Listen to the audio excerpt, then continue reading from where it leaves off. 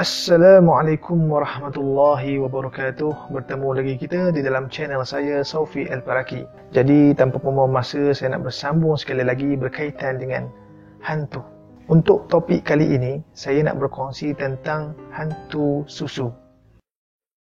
Jadi hantu susu ini dikatakan amat terkenal pada zaman dahulu. Ada pelbagai versi yang kita dengar tentang hantu susu ini. Bolehlah dikatakan hantu susu ini merupakan spesies yang baru, jenis-jenis hantu yang berada di alam Melayu ini. Kerana ianya hanya wujud sekitar tahun 90-an. Nak kata zaman sekarang ni memang setakat ni tak ada lagi lah kedengaran tentang hantu susu ini. Hantu susu ini mempunyai pelbagai versi. Walaupun dikatakan pelbagai cerita yang diwujudkan bagi menunjukkan kewujudan hantu susu ini, ianya masih lagi mempunyai persamaan dari segi rupa bentuk dia. Dikatakan rupa bentuk hantu susu ini keseluruhan tubuhnya berwarna putih. Rambutnya putih, bajunya putih, dan kalau ada tudungnya pun ataupun selendang dia pun warna putih. Nak dikatakan semua putih lah. Gigi pun putih. Wajah hantu susu ini biasalah, seperti yang kita ketahui, mestilah muka dia menunjukkan muka yang sangat seram dan hodoh serta bergigi tajam. Muka dia berpucat, kadang tu ada macam kesan-kesan luka, ikut kepada bagaimana ia diwujudkan. Rambutnya juga dikatakan sangat panjang mengurai.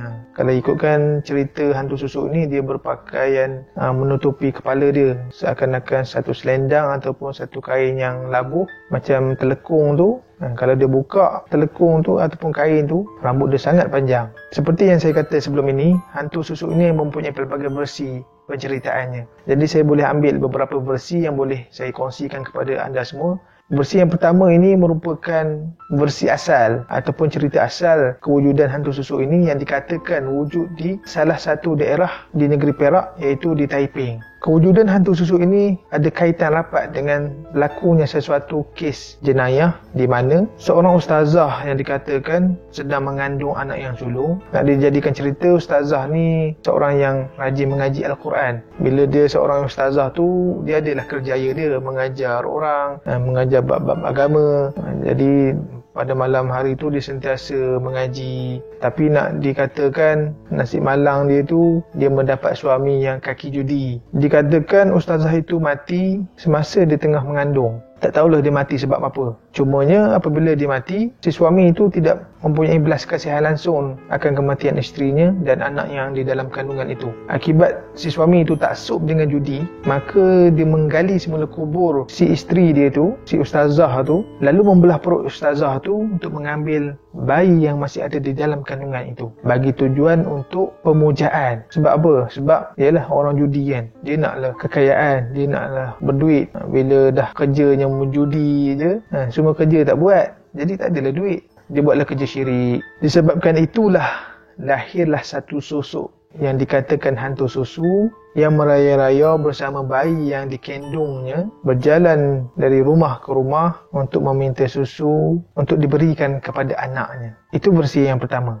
Versi yang kedua, ada yang mengatakan seseorang ibu yang mengandung itu telah dirogol lalu dibunuh semasa anaknya masih lagi di dalam kandungannya. Itu versi yang kedua. Seterusnya versi yang ketiga pula, ada yang mengatakan seseorang ibu dan anak yang masih kecil mengalami kemalangan di jalan raya, lalu kedua-duanya meninggal dunia. Sama juga wujudlah satu sosok si ibu yang memakai baju putih dan telekung yang berwarna putih sambil mengandung anaknya. Walaupun berbagai versi penceritaan yang timbul, namun modus operandinya sama saja. Cara dan kaedah dia tu untuk mengganggu manusia itu sama. Iaitu hantu-hantu ini akan pergi dari rumah ke rumah, lantas dia akan memberi salam dan mengetuk pintu-pintu di setiap rumah yang dia singgah. Bila pintu itu dibuka oleh tuan rumah tersebut, si ibu itu akan meminta susu untuk anaknya yang sedang menangis. Jadi anak itu akan semakin menangis, teresak-esak sehingga tuan rumah itu merasa kasihan, lalu mengambil susu di dalam rumah tersebut untuk diberikan kepada si ibu tersebut. Dan apabila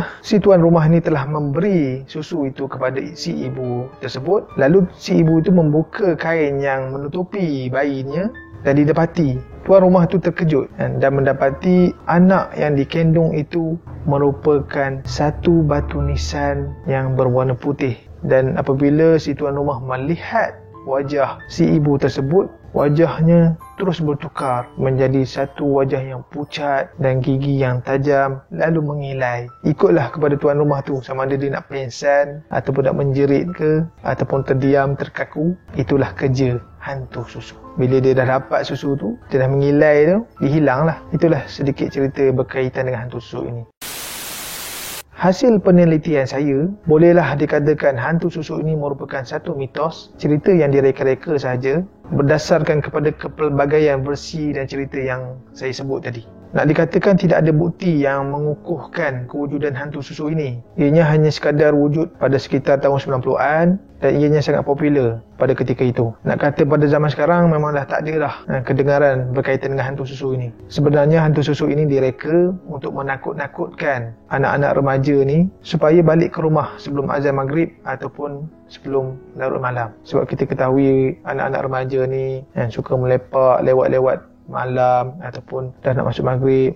Jadi orang-orang zaman 90-an dulu mengambil cerita ni untuk menakut-nakutkan mereka. Jadi dibuatlah cerita ni kan. Kalau ikutkan cerita ni pun popular di sekolah-sekolah pada zaman tersebut. Bagaimana pendapat anda? Kod-kodlah anda pun ada cerita berkaitan hantu susu ini. Jika ada sebarang pendapat, sebarang cerita yang hendak dikongsi, bolehlah komen di ruangan komen di bawah video ini. InsyaAllah kita berbagi-bagi cerita. Itu sahaja perkongsian saya berkaitan dengan hantu susu ini. Moga-moga ia memberi sedikit pencerahan lah untuk kita semua. InsyaAllah kita berjumpa lagi di video yang akan datang. Yang mana yang belum subscribe lagi tu, jangan lupa subscribe. Senang saja, klik saja butang subscribe di bawah video ini. Terus support saya supaya saya dapat mengeluarkan lebih banyak video-video yang menarik untuk anda semua. InsyaAllah itu sahaja daripada saya. Jumpa lagi.